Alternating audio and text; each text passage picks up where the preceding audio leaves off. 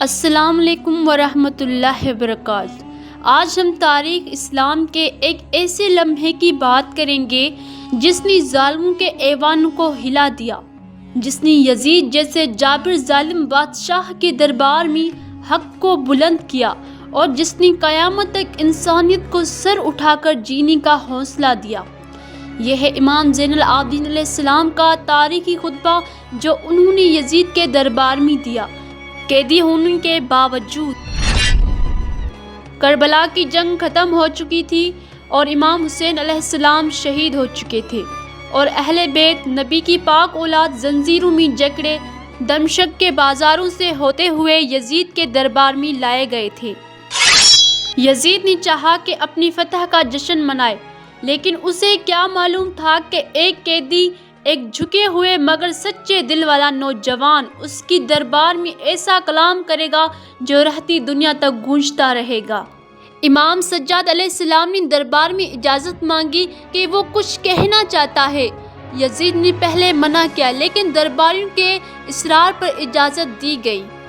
امام علیہ السلام منبر پر تشریف لے گئے اور فرمایا، اے لوگو، ہمیں اللہ تعالیٰ نے 6 فضیلتیں اور 7 عظیم خصوصیات دی ہیں: علم، حلم، سخاوت، فصاحت، شجاعت اور مومنین کے دلوں میں محبت، اور ہمیں پاک طیب بنایا، تقویٰ عطا کیا، ہدایت دی اور پیشوائی بخشی۔ پھر امام علیہ السلام نے پورے دربار کو جھنجھوڑتے ہوئے فرمایا، میں وہ ہوں جس کا نانا محمد مصطفیٰ ہے، میں وہ ہوں جس کا نانا علی ابن ابی طالب ہے، میں وہ ہوں جس کی نانی فاطمہ زہرا ہے، میں حسین کا بیٹا ہوں، جنہیں میدان کربلا میں پیاسا شہید کیا گیا، جن کا سر نیزے پر بلند کیا گیا اور جن کی بہنوں کو، بیٹیوں کو قیدی بنا کر بازاروں میں پھرایا گیا۔ اے یزید، کیا تو سمجھتا ہے اگر آج محمد مصطفیٰ ہمیں اس حال میں دیکھتے تو کیا تمہیں اپنا امتی تسلیم کرتے؟ اے یزید، ہم وہ ہیں جن کے سروں کو نیزوں پر چڑھا کر تو نے فخر کیا۔ یاد رکھ، ہم وہ درخت ہیں جس کی جڑ رسالت ہے، ہم وہ چراغ ہیں جنہیں کوئی طوفان بجھا نہیں سکتا۔ یزید نے خطبہ بند کرانے کے لیے آذان کا حکم دیا۔ مؤذن نے آذان دی، جیسے ہی اس نے کہا،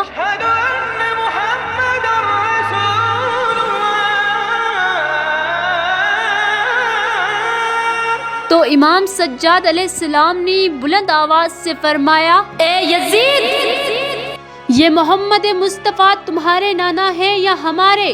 اگر تم کہو تمہارے نانا ہے تو جھوٹے ہو، اگر کہو ہمارے نانا ہے تو بتا، تم نے ان کی اولاد کے ساتھ یہ ظلم کیوں کیا؟ یہ سن کر دربار میں سناٹا چھا گیا، لوگ رونے لگے۔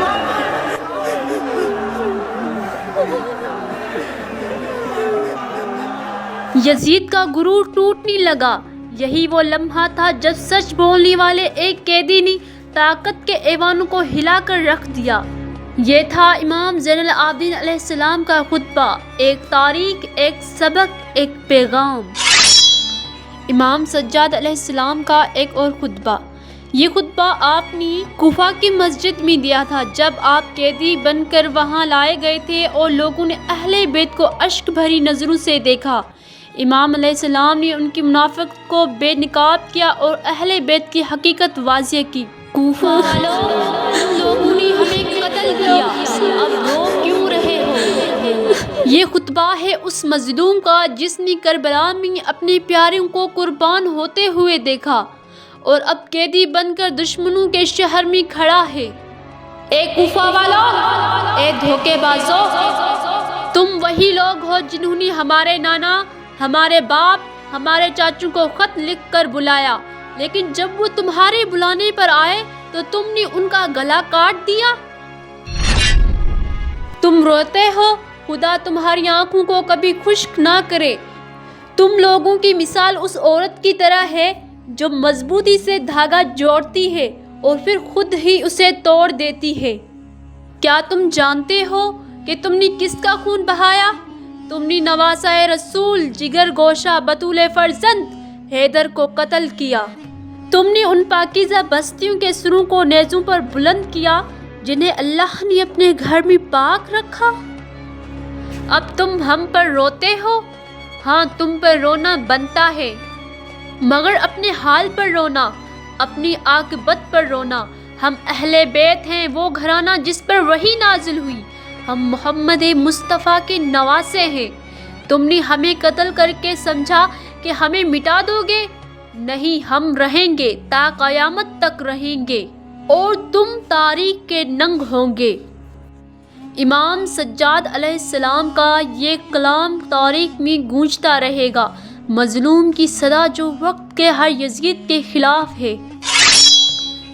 امام سجاد علیہ السلام کا ایک اور خطبہ۔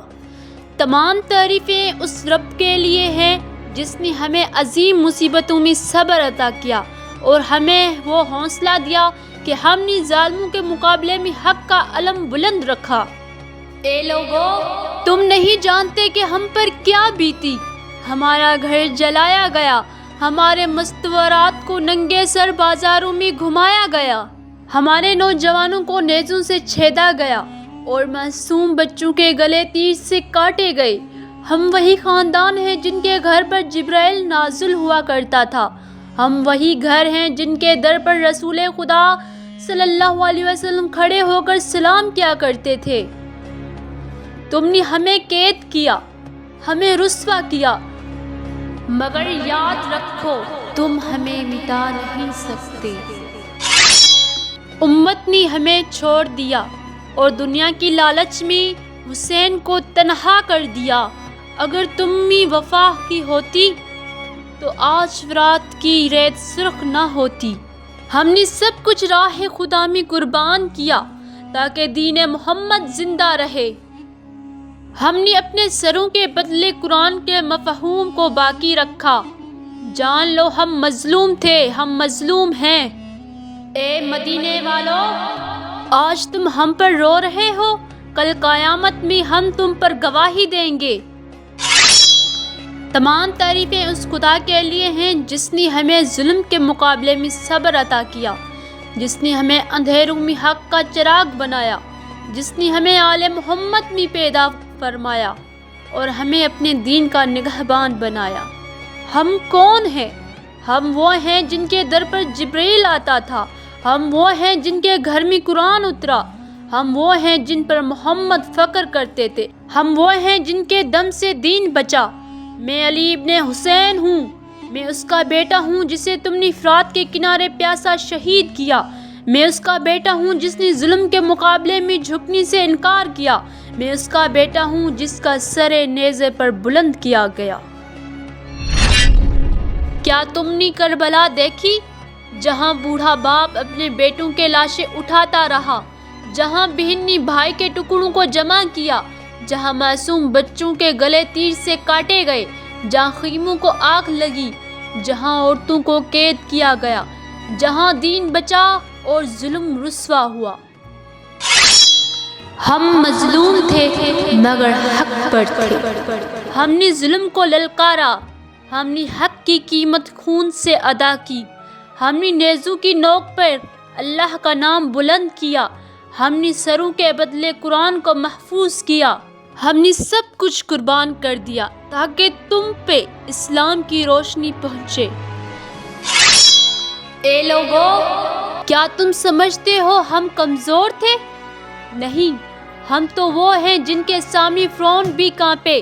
ہم نے ظالموں کے تخت ہلا دیے، ہم نے امت کو خواب غفلت سے جگایا، ہم نے قید میں رہ کر بھی سچ بولا، ہم نے نیزوں پر بھی اللہ کا ذکر کیا، ہم نے خطبوں کے ذریعے سچائی کی روشنی پھیلائی۔ اور تم وہ ہو جنہوں نے ہمارے باپ کو خط لکھ کر بلایا، پھر اسے تنہا چھوڑ دیا، پھر اس پر تیر برسائے، پھر اس کا لاشا پامال کیا، پھر ہمارے خیمے جلائے، پھر ہمیں قید کیا، اور آج تم رو رہے ہو۔ خدا کرے تمہارے آنسو تمہیں بیدار کر دیں۔ ہم وارث دین ہیں، ہم زبان حق ہیں، ہم چراغ ہدایت ہیں، ہم صبر کا پہاڑ اور صداقت کا علم بردار ہیں۔ اور تمہارے لیے پیغام، اٹھو، کربلا صرف ماتم کا نام نہیں، یہ عمل کا پیغام ہے۔ یہ قربانی صبر اور حق کی علامت ہے۔ ظلم کے خلاف کھڑے ہو جاؤ۔ یزید ہر زمانے میں پیدا ہوتا ہے اور ہر زمانے میں حسین کی ضرورت ہوتی ہے۔ ہم نے اپنا خون دے کر یہ دین تمہیں دیا ہے، اب یہ تمہاری ذمہ داری ہے کہ اسے زندہ رکھو۔ حق کے ساتھ کھڑے ہو جاؤ، باطل کو للکارو اور امام وقت انتظار میں خود کو تیار کرو۔